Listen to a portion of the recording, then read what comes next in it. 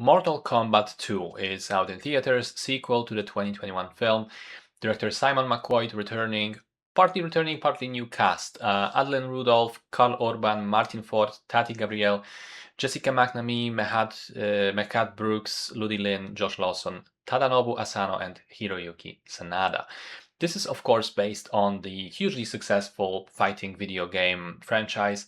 Apparently, the plan is to have a trilogy of films. The first one was set up for the tournament, the second one is the tournament itself, the third one is going to be dealing with the fallout. So, the film starts with a flashback showing how the evil Shao Kahn took over the realm of Edenia and by killing Kitana's father and adopting her as his own daughter/champion. Then we skip to the present day. Earth is still missing one champion to take part in the tournament, which is swiftly approaching, and the nominated by the gods of fate person is Johnny Cage, a has-been fighting movie star from the 90s who is now neither a popular actor nor a strong fighter, doesn't have any powers, doesn't want to be involved, but he does get involved and things go from there, and it's mostly fight scenes. So I thought the first movie was pretty average because while it did have some cool moments, decent action, and some fun characters, notably Scorpion and especially Kano, it was really dragged down by not being about the tournament itself and by inserting a new, made-up, really bland main character, Cole Young. And it largely feels like the creators have listened to all these criticisms and corrected course, because we do get the tournament now, and I actually like the story structure being split between the ranked fights and some other plot stuff happening in the background that also boils down to people smacking each other on the heads. Cole Young is effectively gone. He shows up as a background character and is murdered in a really funny and brutal way.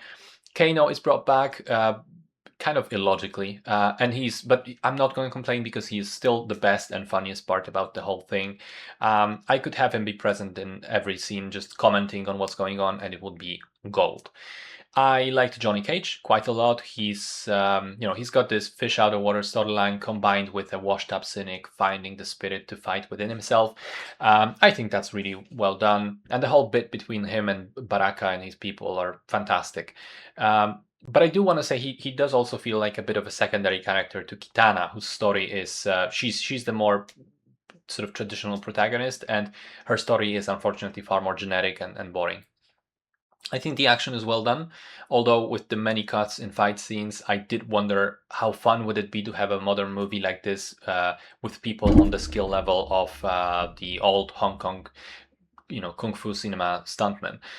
I like the humor. I like the complete lack of explanation for many of the magical/mystical stuff. In fact, I really appreciate that the movie is fucking dumb and cheesy, and it doesn't apologize for that. It doesn't try to be serious or grounded or over-explain things. It's nonsense in a lot of ways. The tournament rules are stupid. The plot contradicts itself multiple times. Like, they need Baraka because they want to use a tunnel, which is explicitly said to be used by his people to get between the village and the castle. And then he says he can't go into the castle through the tunnel because he's not allowed to. What? Again, the fact that they resurrected Kano clearly resurrected him because he's a fan favorite, but they also, within the film, they resurrect him to ask him about an amulet, which turns out he had in his pocket of his dead body all the time. And I love the fact that the characters even immediately comment on that, and they say, well, we didn't actually have to resurrect him. I found that hilarious. Also, the stuff about Raiden being seemingly killed by having his throat slashed, but then levitating horizontally for about an hour and still having full conversations with people is ridiculous.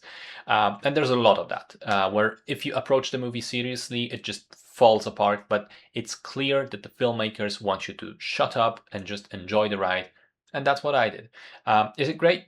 No, absolutely not. But is it enjoyable enough for what it's trying to do? For my money, yes, I liked it.